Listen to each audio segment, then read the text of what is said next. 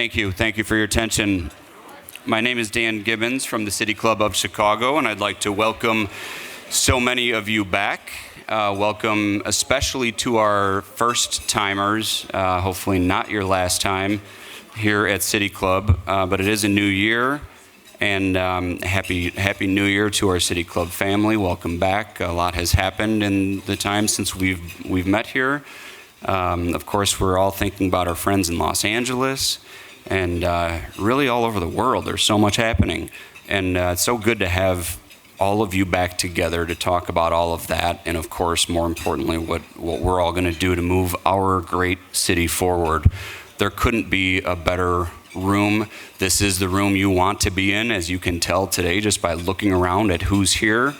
There's so many amazing people, and that's why we exist. We bring together these great people to help you all do your part in moving Chicago forward. We have a number of officials in the room, and please kind of hold your applause because I'd want to get right to the topic. But Comptroller Susana Mendoza was here at the beginning of our program and had to duck out. Alderman Bill Conway, Alderman Michelle Harris, right back there. Welcome back. Commissioner George Cardenas from the Cook County Board of Review. Commissioner Rachel Arfa is always welcome, as is Commissioner Chris Brown from the Chicago Public Libraries, and Commissioner Clene Hedsmith from Department of Cultural Affairs. If there are any other elected officials or city officials or state officials, please raise your hand. I'm sorry if I missed you, but I think we've got everybody. Thank you for being here. There's so many people who are currently shaping this city, and I could miss people. I'm just going to go through a number of you. Rebecca Scheinfeld, Jamal Cole, Marilyn Gardner, Jeff Shapak, Nick Valerano, Janae Myers, Patrick Murphy, Marilyn Rubio, Mary Person, Jack Lavin, Michelle Woods, Sarah Kammerer, Brooke Flanagan. This is just a sampling of who's in this room and the different sectors that you're all representing. Eleanor Gorski is here. It really just proves that this is the room that you want to be in. And everyone that I just mentioned is right in the middle of shaping this city, and it's so very much appreciated. We're honored also to have some legends here who have done so much over the years and continue to shape this city. Al Friedman is here. I believe Adele Simmons is here, John McCarter. Thank you for all of your work. Bob Wislow, I think, is on his way. These are absolute legendary civic leaders who have shaped the city to date, and we appreciate all of those efforts. This list doesn't even include who we're going to have up here on this panel. So I'll leave that to our moderator, Chris Jones, to introduce the amazing people that we're going to have speaking on this panel. But before we get to that panel, I do want you to all join me in welcoming Lou Raizin. Lou is the CEO of Broadway in Chicago and is one of those legends who has had so much to do with the shaping of our wonderful city over the past number of decades. So he's going to give us somewhat of a condensed version of an amazing presentation that you'll see on the screen here. And that'll help frame today's conversation. And then you'll see after he does that Lou will introduce Chris Jones, who will then introduce the panel. As Jackie mentioned, we have blue cards on the table. We have a number of questions already pre-submitted. If you have any questions, send them on up. I'll be around the room. Feel free to give them to me, and we'll do our best to factor them into the conversation. Thank you again for being here. This is going to be a great discussion. I'm going to hand this over, ladies and gentlemen, to Lou Raizin. Thank you.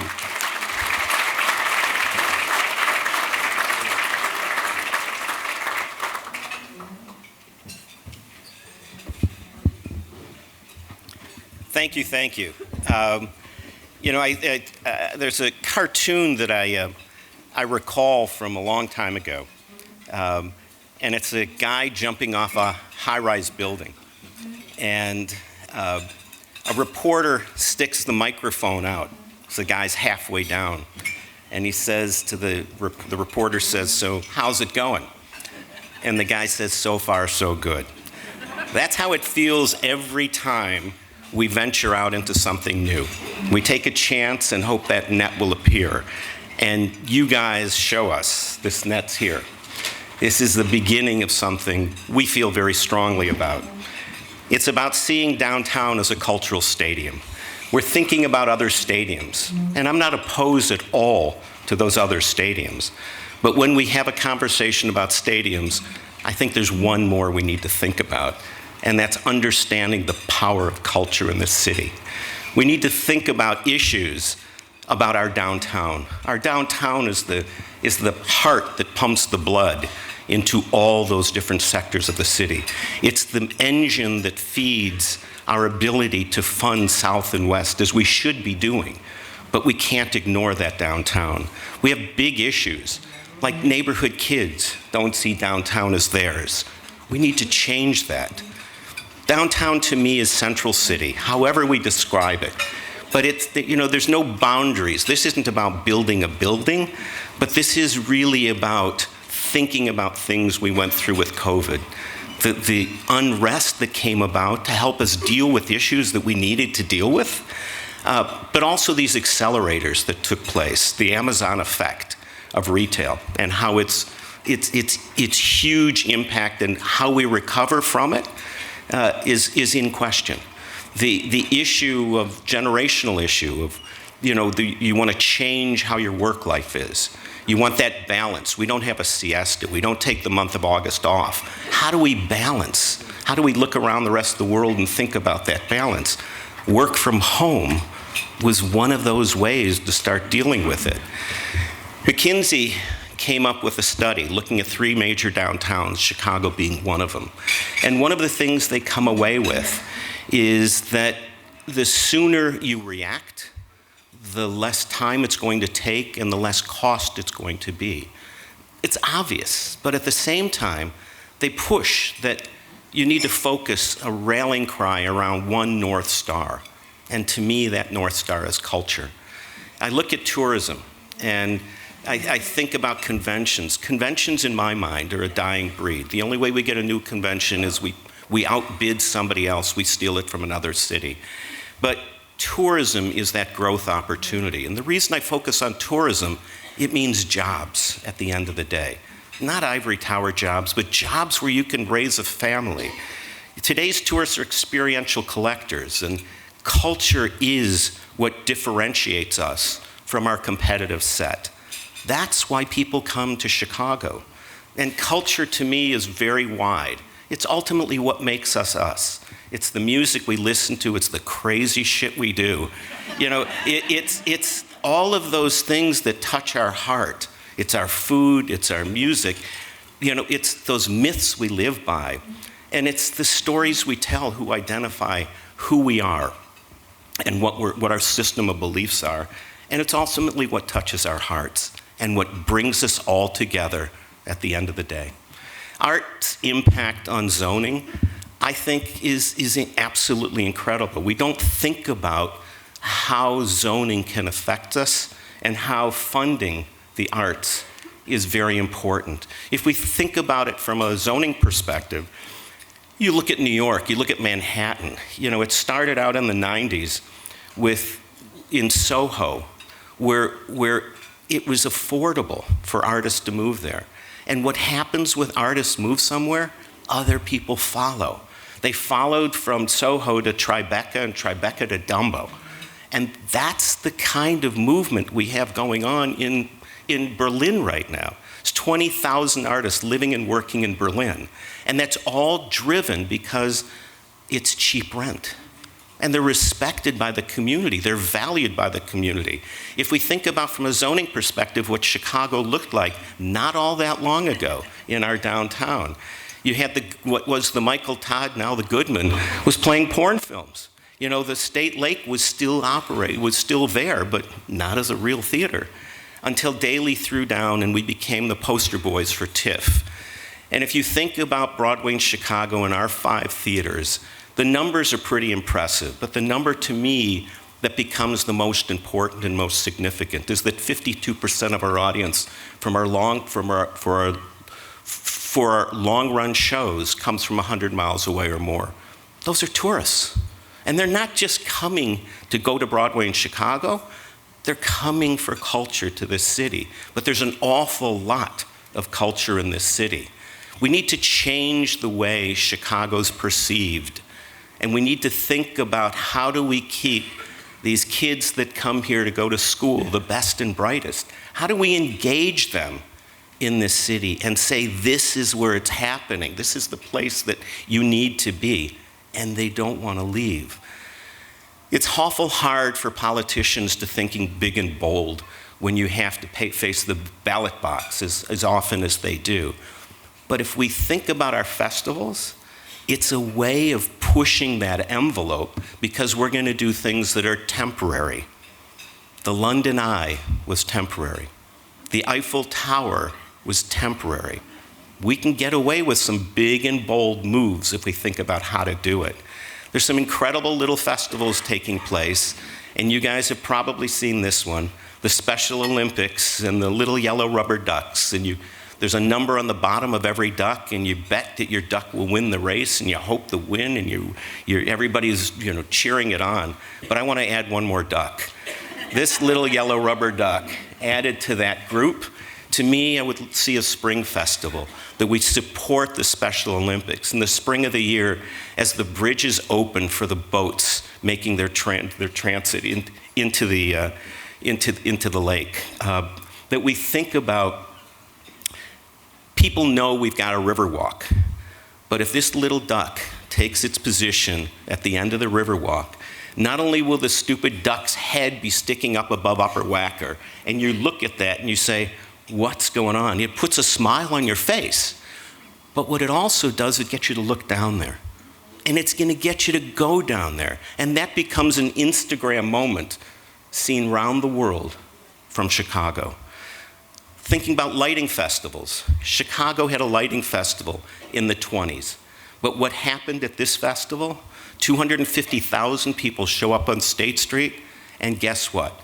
They celebrated the ability to turn on the lights.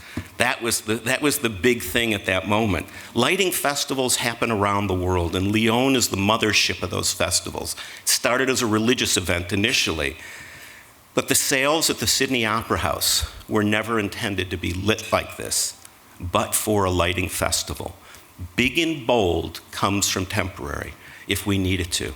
Our bridges need to be lit. I headed up the lighting framework plan under Ram. I was rogue, and most of the things I do are rogue. But this effort really took 112 teams that formed, 112 companies that formed 12 teams from around the world focused on lighting to be authentic for the city of Chicago. We need to light our bridges. One of the examples we put out when we were inducing these people to come together and imagine lighting in Chicago was this concept we came up with for the back wall of the Mart. Well, I'm pleased to say that with political support from Ram and a little arm twisting, $12 million was put up to do the right thing on that back wall. There's another wall to be had. I take the position that, no offense, but the lyrics audience is dying off literally. What can we do to push people into that facility, to understand the spectacle, the grandeur that takes place on that stages on a daily basis? Let's look at that wall on the outside. Let's put a symphony, let's put an orchestra on a barge in front of the wall. Let's go to Zell's Plaza on the other side of the river. And let's celebrate what takes place on that stage every day.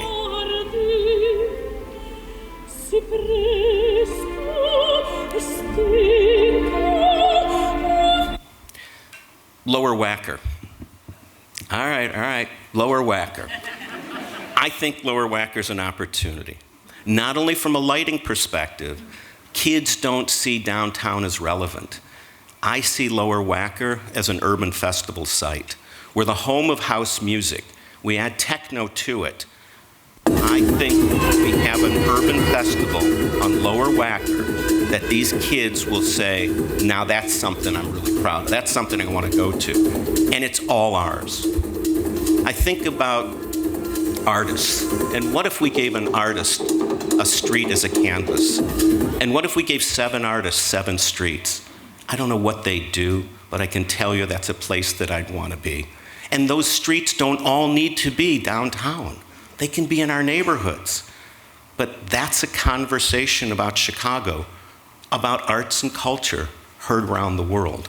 We need to think about our river and our lakes. And what if there's a barge, a farmer's market barge that shows up the Riverwalk on Thursday? And maybe on Friday it's in your neck of the river.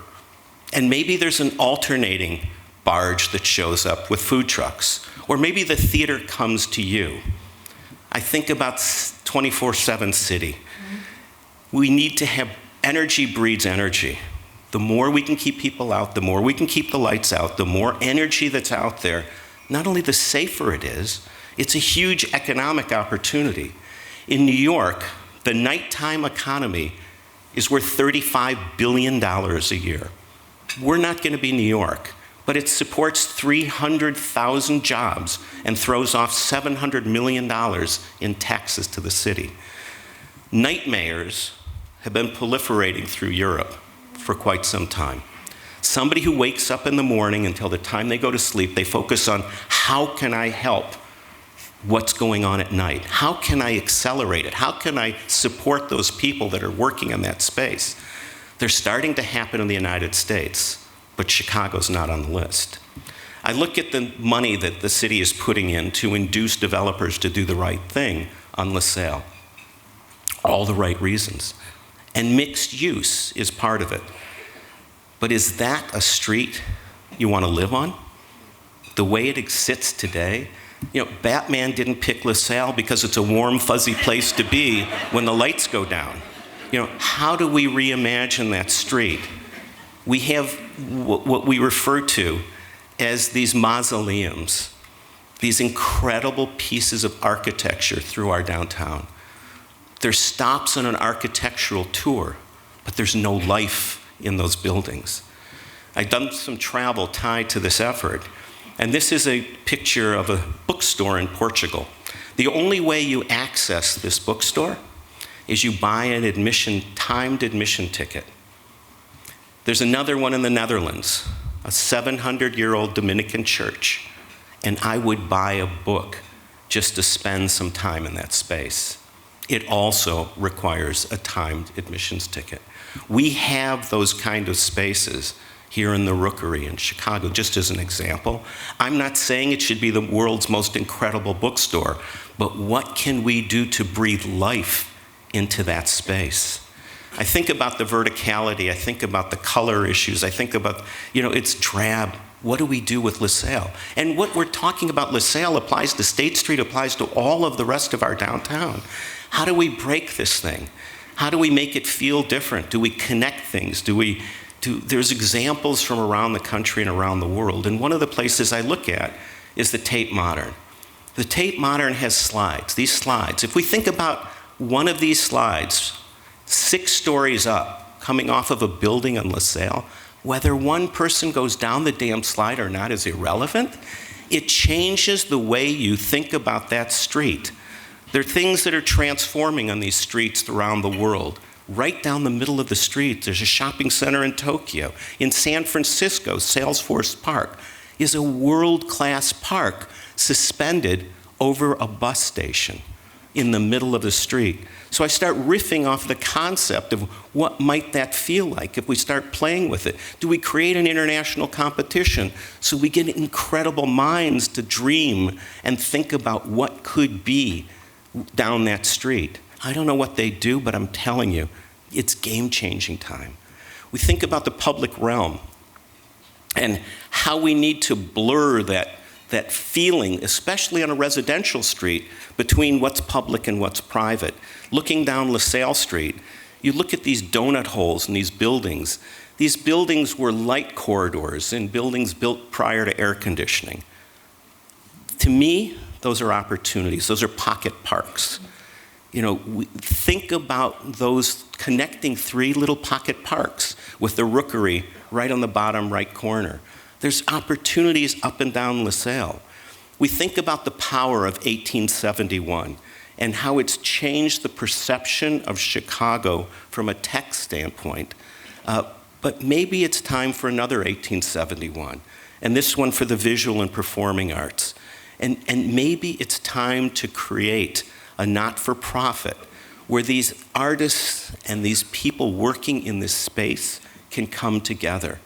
There's 220 theaters that make up the League of Chicago Theaters. There's more than 20% of those that are looking for a place to call home. The Harris Theater serves as home to 9 dance companies. Maybe it's time to think about, and maybe it's one of those mixed-use buildings that we're talking about in LaSalle that sees this kind of opportunity for 60-seat theaters, 80-seat theaters, 120-seat theaters, galleries, rehearsal stages, all in one place, where we can support these artists and they can feed off of each other, all working toward a common goal. I think about spaces differently, and as strange as it sounds, added to the strange list, the Pedway. The Pedway looked like this at some point in its life. God knows when that was, because I've never seen it looking that clean. But it doesn't take much to make it feel very different. What if 8 o'clock at night, you've gone to dinner, you've gone to a show, and a section of the Pedway turns into a digital experience, and it changes. You've gone down, you've got visitors in town, let's go down the Pedway and see what they're doing. Mind-blowing. You know, I look at the river and the power of the river. At the bottom right corner, the Creative Industries District has been on DK's map for, I think, 12 years now. It's time to push. It's time to think about the power of that concept.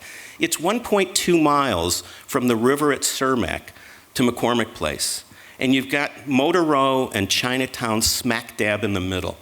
Cermak can be North Avenue. It can be that kind of power if we focus on it. One of the trips we made is to the Netherlands. And this is a warehouse. It was an abandoned warehouse that people were covering with graffiti. And every week you'd go there, there's new graffiti on the building. Well, the NDSM is a building of buildings. You walk through the doors and you're blown away that these are artist studios. You touch the artist, you engage with the artist. The artists are celebrated. They're given a place to do their work, and it's a powerful position. I think about our expressways, built in the 60s. Whether it was intentional or not, I see them as a moat that were built around the city. It's time to blow up the moat. It's time to get rid of, this is the dividing line between the North and the South, and you stay on your side. It's got to go. And maybe it's time to plank over the Stevenson and build Unity Park, a park that celebrates getting rid of that line. And there's concepts of these plankings around the country and around the world. I know they're expensive, but it's got to be on our list. Google is coming into the State of Illinois building with 3,000 people. And they say they're going to quickly go to 6,000 people if they feel the energy. We need to help them feel that energy. And a good chunk of that energy is in the West Loop. Let's plank over a section of the Kennedy. This is the Markethal in Rotterdam. To me, it's a passageway from the Loop to the West Loop. It's a corridor. But it's an incredible destination at the same time. It's not only an incredible piece of architecture, it's an incredible piece of art. It's a food festival. It's a destination unto itself. If we start riffing off of that kind of concept, what might that feel like in Chicago? That's a game-changing way to start thinking about a city on the move. I'm convinced those are conversations about Chicago. I'm convinced it blurs that line between where I can go and where I shouldn't go. But I'm convinced food is part of it. Another reason for being in Rotterdam is the depot. In our museums today, in the 90% plus of the museum's holdings of any major institution are in storage. You don't see them. The depot built a new warehouse, and that warehouse turned the concept of a warehouse on its head. They're open to the public. Not only is it an incredible piece of architecture, but they allow you to come in and see these holdings in this warehouse condition. You look at this, the stock exchange building on LaSalle. The Louis Sullivan building was being torn down in the 70s, and the Art Institute said, if you don't want it, we do. And they rebuilt the building, that room, into the modern wing. Well, at the end of LaSalle Street, we have another problem. Not just what the stock exchange was, but the Board of Trade, no longer there. You know, we have vacant spaces. Maybe it's time to change the way that street feels. Put a nose on the damn building, and let's celebrate it for arts and culture that screams down the street that this is not the same street. What if we took that space in that building or others in this cultural downtown, and we built our own depot, what I'm calling a trove, where we celebrate those works, those incredible works that our institutions have that are held back where no one can see it. And maybe it sits in one of those buildings. I think about our first floor in the public realm and how we need to change that kind of feeling. We've got alleyways, but we treat them as a place where the garbage cans sit and the trucks come in. But we look at, in Detroit, the Belt. The Belt in Detroit is a destination. They gave the power of that alleyway to a gallery that abuts it. And they said, if you want to do something, we're all there to support you. And they did it. And the alleyway is now on a destination of the must-see things when you visit Detroit. This is the alleyway next to the Chicago Theater. And I'm not saying it needs to be Poetry Way, but think about that as an example. Think about that. There's somebody in the crowd I'm not even listening to right now.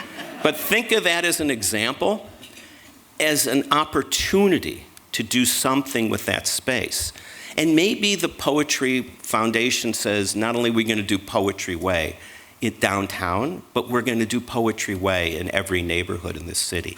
There are ways of thinking about all of these things working together. We can change the direction of our traffic on the Kennedy twice a day when it's working. But why can't we change twice a year in our cultural stadium, in our downtown? Why don't we do what they do in Paris and Rome?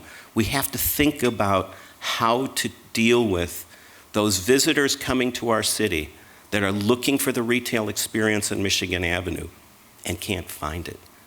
What do we change it to? Food, I'm convinced, is a big piece of that. Whether we think about how to deal with Michigan Avenue, whether we think about allowing certain things to happen with 3-season spaces built out so they can extend the restaurants, but let's also think about lighting and the power of lighting. Cranes, a couple months ago, threw down the gauntlet and says, okay, 20 years since Millennium Park, now what? Well, I'm here to say that there have been 2 things in recent history that changed our downtown. One was the theater district, and the other's Millennium Park. And it's time for culture to do it all over again. And this is where we start. I suggest we create a cultural umbrella. And this cultural umbrella is to bring kids from 3 to 13 years old into culture. To me, it's kind of like a Happy Meal. The first time you take your kid to McDonald's, they don't know what McDonald's is. You get them a Happy Meal. They don't know what a Happy Meal is. But from that point on, the kids are taking the parents to McDonald's. The more we can keep these kids together as a family, the more we can touch their hearts with culture, the more power we have to give these kids that opportunity they need. And 3 to 13, the then black mayor of Denver, several years ago, came up with a concept he called 5 by 5. And I'll bastardize the program, and I know we can't do some of the things, but if we can require kids to show proof of vaccination when they start school, I would love them to show us that they've been to 5 cultural somethings as a family. And damn it, I want to bring the cultural community together. We all do things for kids, but there's no unified way of making your way through this maze. Let's figure it out and let's give it to the kids. I think about a freshman class. We have vacancies in our offices in our cultural downtown. Let's create one-year residency programs. Let's give it to these artists. Let's make them know they're valued. Let's subsidize their rent on after you've been in a residency program. Let's give you another opportunity with subsidized rent. There's a way of these people, there's magic in artists. And I don't care what level of artist you are, but there's power in those people. And then let's build the Trove. Let's build our warehouse. The cultural stadium, to me, and the way I talk about it, it's no pride of authorship or ownership. This is about everybody rallying around that North Star. And it's about breathing wind into everyone's sails. And we've been having a lot of discussions, and there's been an incredible team that's come together, and this continues to grow. And I hope it grows with you too. There's culturalstadium.com is a website we have up. And we'd love to hear what you think. What are we thinking about that's right? What are we thinking about that's wrong? And tell us how you want to engage and what we're missing. This is something that I think applies to all of you. You wouldn't be here today unless you can feel this and understand this. We need to think big and bold. And with that, I'd like to introduce Big and Bold, our moderator for today, Chris Jones.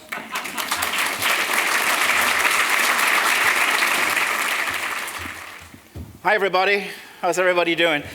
I'm Chris Jones. I'm the long-time theater critic for the Chicago Tribune, and also now the editorial page editor. I wanted to say for a second why the Tribune has endorsed this idea, at least in concept. I think it is a desire. A couple of things happened with me. I remember during the Democratic National Convention, which I think everybody felt was a big win for the city, looking at all the positive media coverage that came and being surprised by what young people were discovering about Chicago as if they'd never known it before. And I had this moment of realizing that you do have to reintroduce it for a new generation all of the time. I think that I feel this need, having lived here for 33 years, for this city to get going again, for there to be new attractions, for there to be some good new things for people to come and see. I spent a lot of time in New York, and I had a realization this fall that New York had completely priced itself out of the tourism market for 95% of Americans. It was out of control there this fall, and I thought, what an opportunity for Chicago. And 20-odd years ago, I wrote in great depth about Millennium Park, spending a lot of time with John Bryan. And I remember him telling me how Chicago is different from New York and other cities because city and suburbs came together and that there were no barriers and everyone pitched in. And I think we could all agree that Millennium Park was one of the great triumphs of this city, which was just a kind of a remarkable thing. And I just want to see us do that again. I think this was really something that was a kind of a special achievement. I do think Lou doesn't like to talk about this, like all cultural professionals, but there has been a diminishment in our cultural offerings, and we have to face that. I know it very well. I go to the theater almost every night, and I know how much there is, and I know there is less than there was before the pandemic. And it's not just for theater, it's all of our cultural attractions, whether it's the Art Institute of Chicago not being open every day. We have to face up to the fact that there are serious problems in downtown from that point of view. And it's affecting the cultural sector in general. It's affecting Columbia College. It is having some consequences. And I think if you go downtown, as I do often in the morning, you are often struck by that there aren't enough people around. And I think that's very important. I also think, last thing, that if you were to ask me my greatest day in Chicago, it was standing on the steps of Tribune Tower, back when we were in Tribune Tower.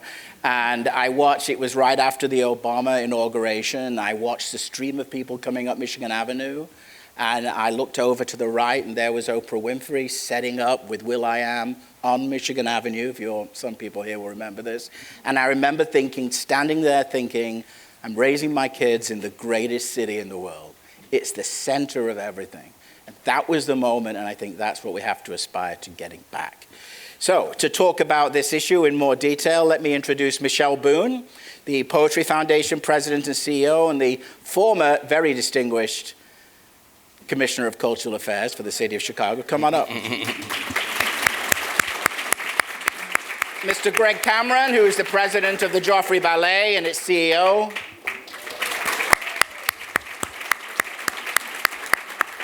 Mr. Joe Ferguson, the President of the Civic Foundation. And Mr. Juan Gabriel Moreno, JGMA Architects, the President and the Founder. Please put your hands together for this panel. Hello. Hello. Hello. Let me start with this question. I'm guessing most people in this room were like, well, that's all really cool, Lou. I agree with all of that. Those are all great ideas.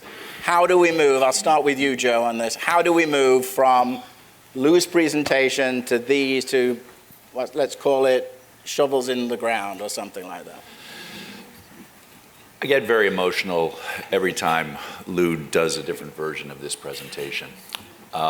Because what it brings to mind is, for a while now, we have all been living in something of a reactive crouch to all sorts of challenges that we face here, regionally, nationally, and globally.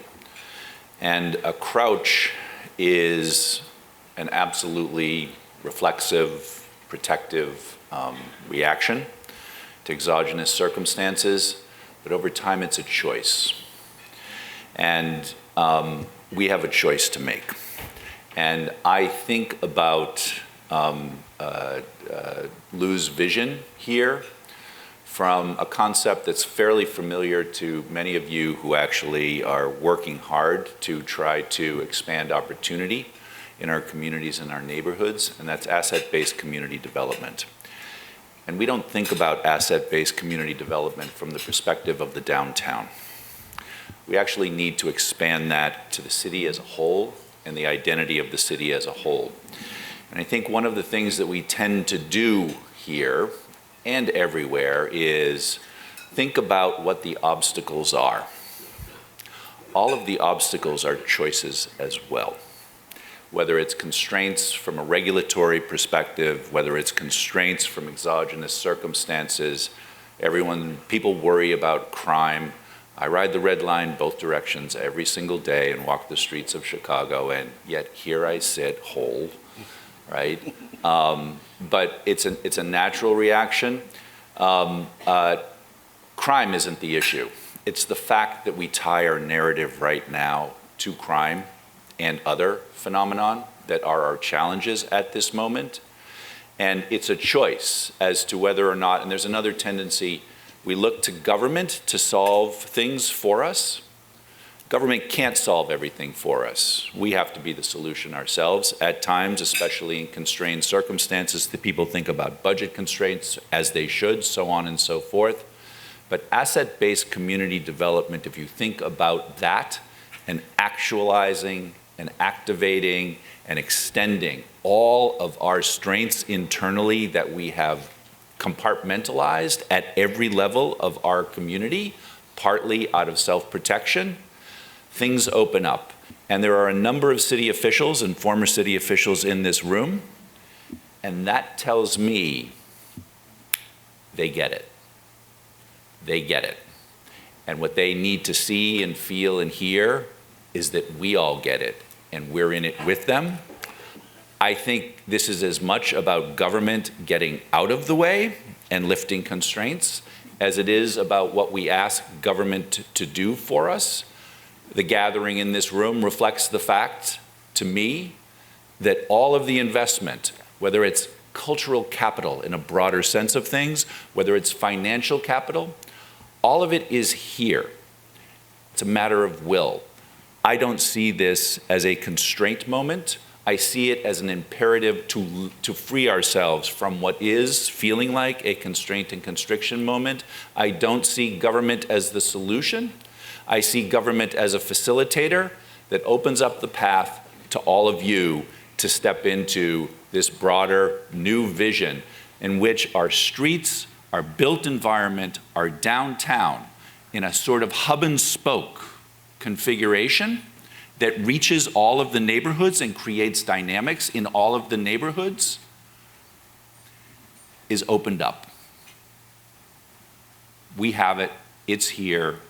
Almost everything, no matter what challenge we are facing in this moment, I truly believe, my organization believes, and I think many of you feel, almost everything we need as a narrative matter, as a growth matter, exists internally to write our next chapter. I don't see constraints. Thank you, Joe. So let me ask you that same question you have a lot of experience under Ram as a Commissioner of Cultural Affairs and a lot of broader experience as a philanthropist and a nonprofit CEO since then. Joe has sort of said government is not the answer, perhaps. Would you agree with that? Or maybe another way to think about that is what should government do? I'm not answering that. They're part of the equation. It's the public sector, the private sector, and the philanthropic sector. That's what made Millennium Park happen. It's the only way to realize the ambition of what's been laid out with some of the ideas of this cultural stadium. It also takes leadership. Millennium Park had John Bryant, who was a very charismatic gentleman. He was. Who had access to the doors and the people and generated the will to make it all happen. So I think there's a history beyond Millennium Park. There's a history in the city of collaboration among those three entities, the public sector, private, and philanthropy. We have a really rich philanthropic community here.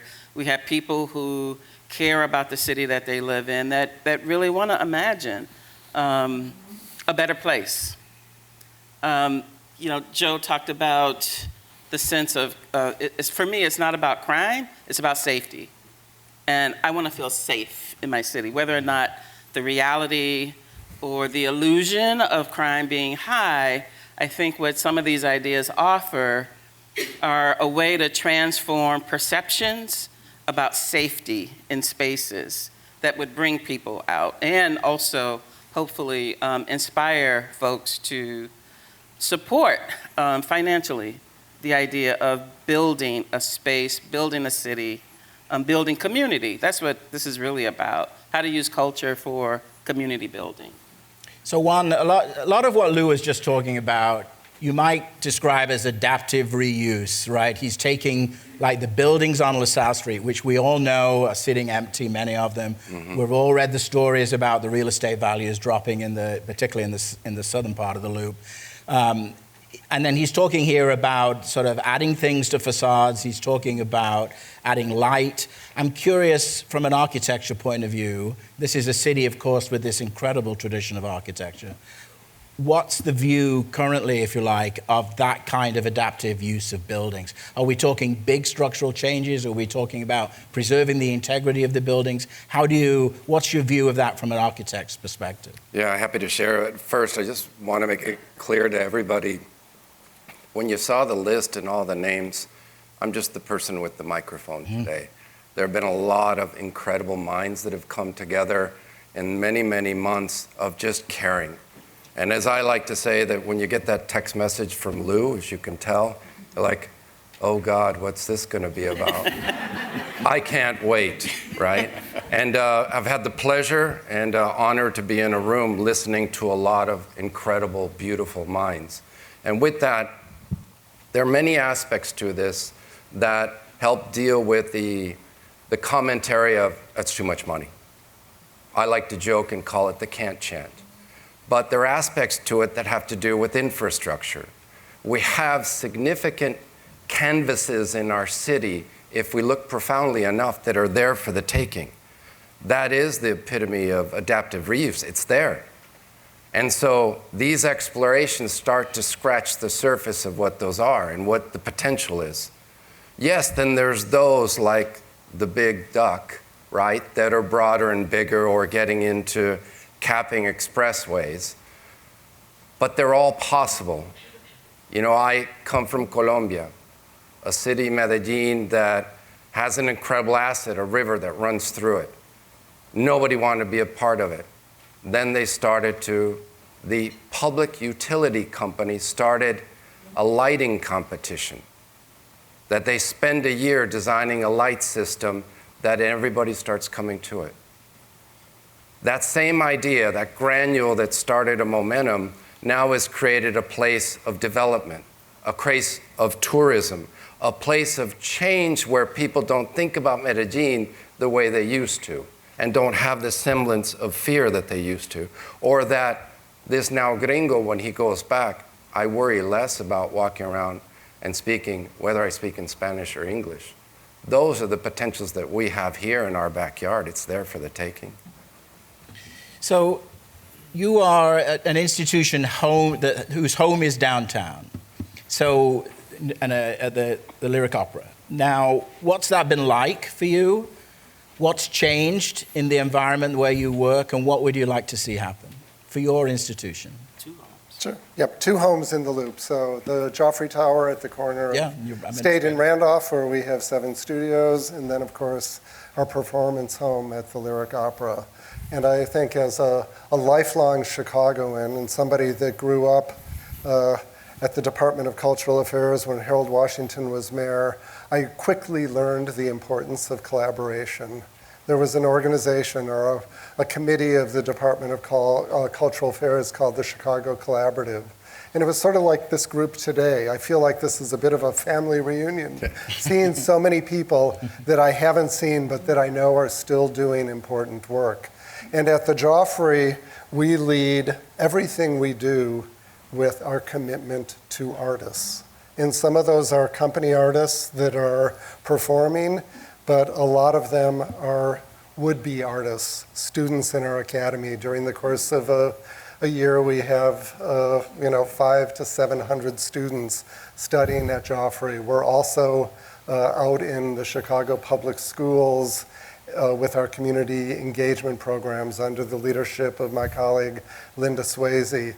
So we lead with artists.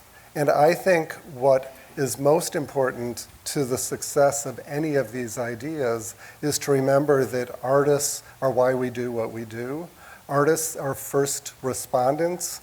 As a gay man back in the 80s, before politicians or anybody could say the word HIV and AIDS, people got together, they created quilt panels. The AIDS quilt is an example of some big, bold project that tells a story. And we love artists because they tell stories and they create humanity for us. So I think what inspired me when Lou first started talking about this was my desire to fall in love with Chicago again. I was the chair of the State Street Commission coming out of COVID. State Street was not what I remembered State Street to be. We have our offices and our academy on State Street. I wanted it to be safe, to Michelle's point. I wanted people to make the choice to be able to come back to the Loop. In working with the Loop Alliance, we created Sundays on State.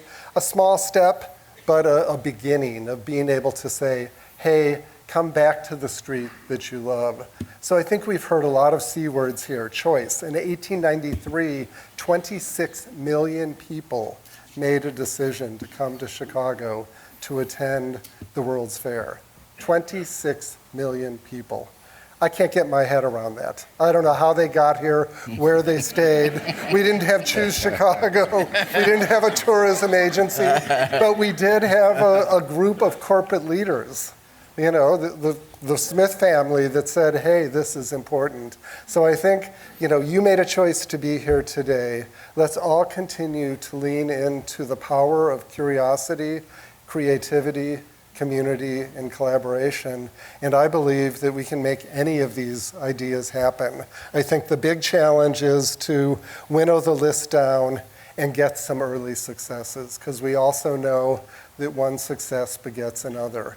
But yeah, Millennium Park is fabulous. We love it. The Harris Theater in Millennium Park, the Plensa sculpture, Kapoor's Bean.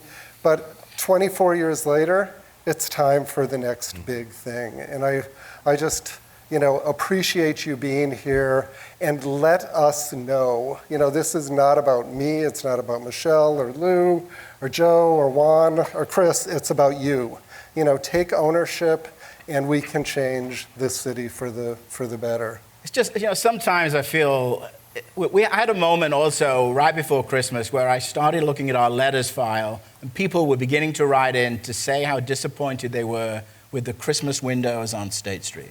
How we'd gone from these fabulous displays to this crappy, I don't know what it was, but it wasn't what people came down for. And I remember thinking, surely a great metropolis can pay attention to what's in the windows on State Street, And like, how do we get to the point where we're not doing that, Joe?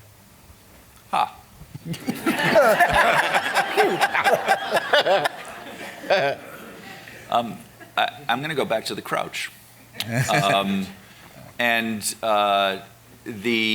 Again, it's a choice. I'm not going to repeat things that I said before.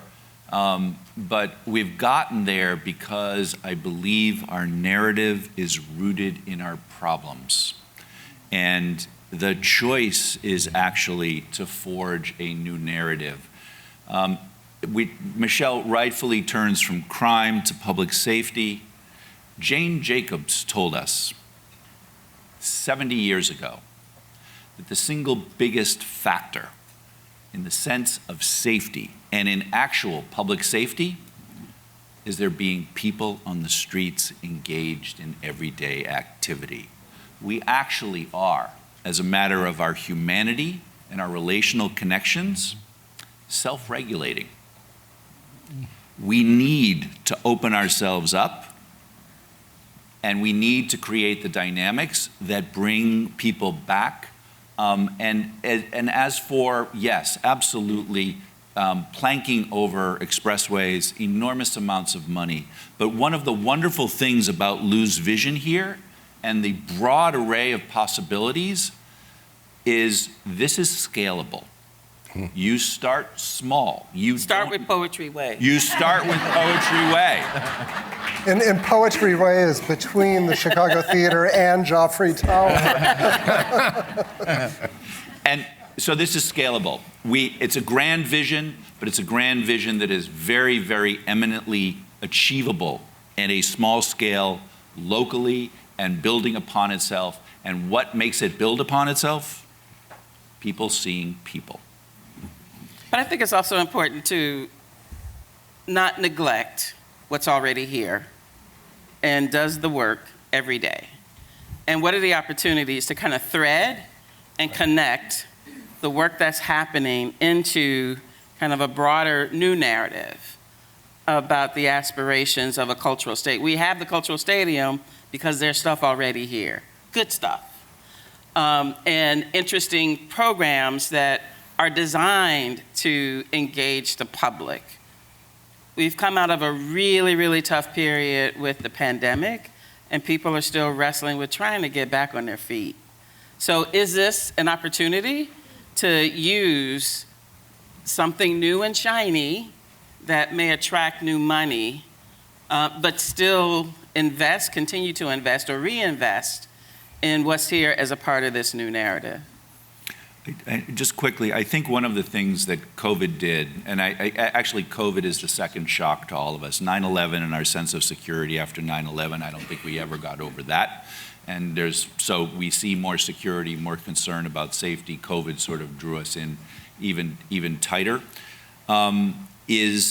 We kind of have, we've evolved into something of a bilateral kind of relationship with our cultural institutions downtown, all of our strengths, where people come in, they go to see the show, and they leave. There isn't a broader ecosystem and environment that actually creates a dynamic where they're seeing Chicago for all that it is. And back to asset-based community development, which is a variant on what Michelle was just saying, it is all here. It needs to be connected, but not connected through strands and marketing connections. It needs to be connected by a larger shared ecosystem in which all of these institutions actually engage. and this dynamic creation of engagement of space, creative reuse that Lou has very much captured. I mean, I do think we've sort of lost the late night city. Every time I walk into Pedrino's, it's last call. Doesn't matter how long the show was, it's always last call. I think that's telling you something, Chris. I walk in and they say, it's last call, and I go, So, I think you're alluding to the fact that people go to one of Lou's shows and they don't stick around. Yep. They get back in their car and they drive away. How can we get back this night in Chicago, this idea which is central to its image, to its mission, and that we see in big European capitals, thriving with tourism in many cities so huge that people are trying to cut it back? Well, people go home because those people are old, like me, and they want to go home. So the answer is, what are we doing for young people? What's the vibrancy for young people? Downtown, you think of all of the colleges and universities. What are we doing to keep that population, that demographic, excited about being downtown in dormitories, wanting to be a part of it and building a new community? And I think some of the ideas that Lou put forth are absolutely ways to engage and ask and invite those folks. Like, okay, what do you want to see happen downtown? What are the ways that culture can reignite your imagination? I think after graduation. that's a perfect segue for. Do we have some questions, or how do you want to handle this? We do a few pre-submitted. Yeah, I've got them. Yeah, Okay. Yeah. Actually, I'll put together several questions, which were mostly about the relationship between what you're proposing, Lou, and what the neighborhoods would get out of it. So you have obviously a current mayor who's emphasized the neighborhoods, a prior mayor who very much emphasized the neighborhoods. We all know there's very good reason for that. How does this relate to the neighborhoods? I'm going to say the obvious answer, let's not say it, is that it's all one, or there's a sort of a cliche that gets said about this. What is, on a deeper level, is the relationship with this and the need to reinvigorate neighborhoods that you could argue have deeper problems than downtown at this moment?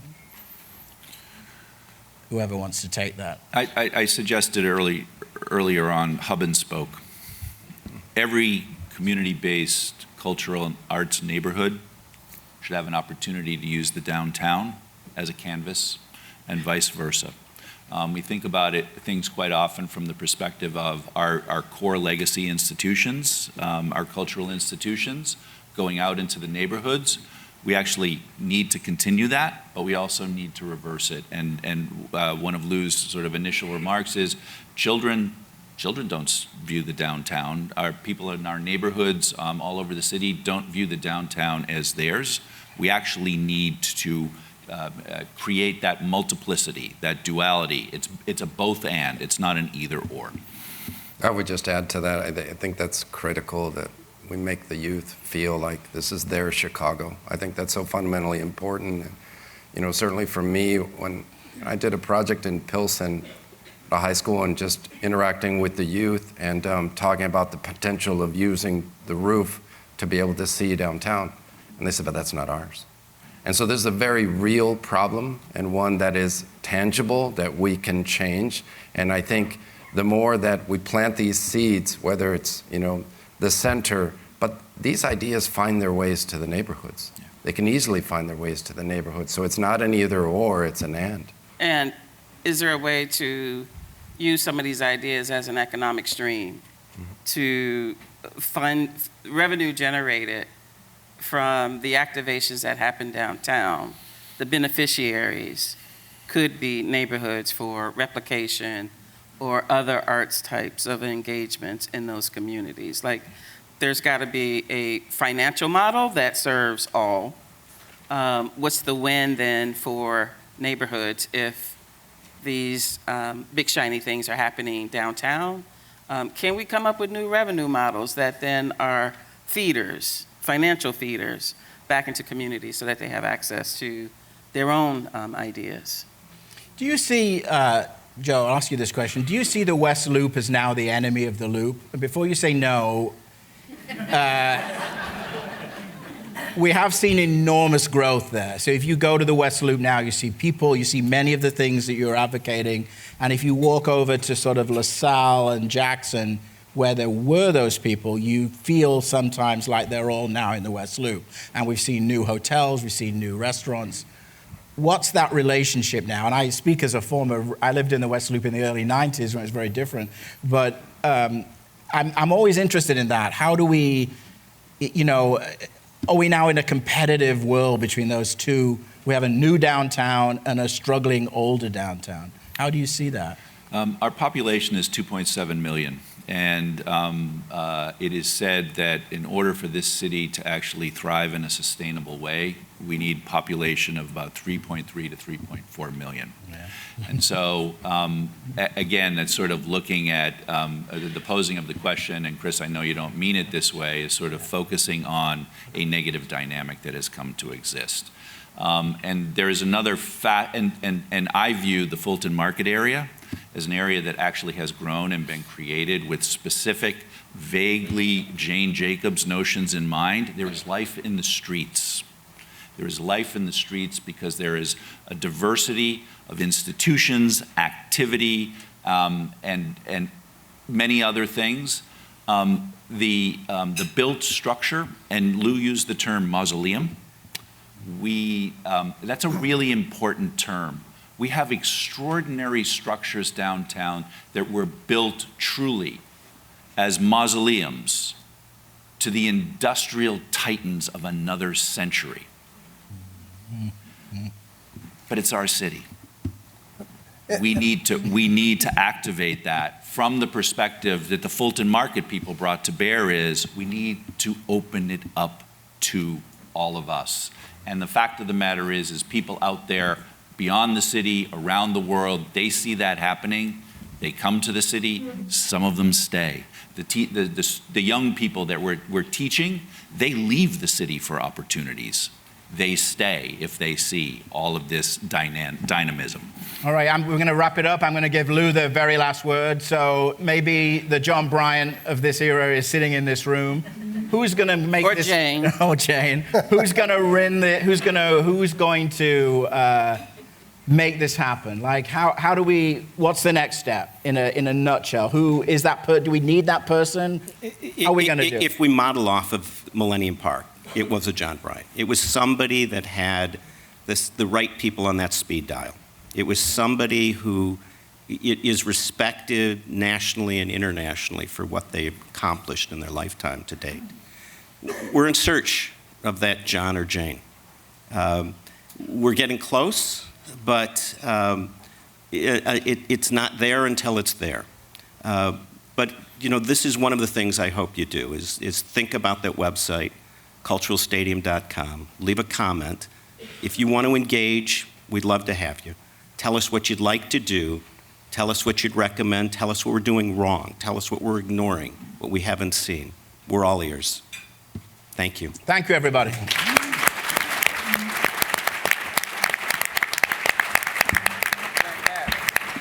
Thank you, Lou. Thank you, Chris, and to all our panelists. I had a feeling this might be a tough one to wrap up. We don't have time for any more questions, but there were a couple ideas and seeds to plant, perhaps. So I'm just going to mention, we also like to make news here. Questions on culturestadium.org. Culturestadium.org. Lou said he would answer the questions on there. So we'll plant a couple of seeds. Francie Harrington mentioned is Lollapalooza, a model to select some insights. There were a couple of different comments about universities and getting the next generation involved. I think that's an important factor that we're dedicated here at City Club to doing and getting not only the universities that are downtown, but just the next generation of students and the new ideas into the conversation. And then we always love to make news here at City Club, so Nora Gaynor is going to help me with that. The Art Institute of Chicago, as of March 5th, the Art Institute will be open 6 days a week from 5, adding Wednesdays back. So here, we're all doing our part, and we all do play a part in this. Thank you all for playing your parts. Thank you, Jim Turman, for bringing all of this together. This was an incredible way for us as City Club to kick off our year. Jim Turman, Rick Deskulka, his partner, have been busy these last couple of weeks, but we appreciate all of your efforts to bring all this together. There's a lot more to come. We have a program tomorrow with the Kirk Dillard from the RTA on transit, which will also factor into all of this. And then we just announced a program with the president of University of Illinois System, Tim Killeen, with many more to come in the next few days. So please keep an eye on our website and our email list. You're welcome back here anytime at City Club. Thank you again for being here and for all the good you're all doing for Chicago. Have a great day.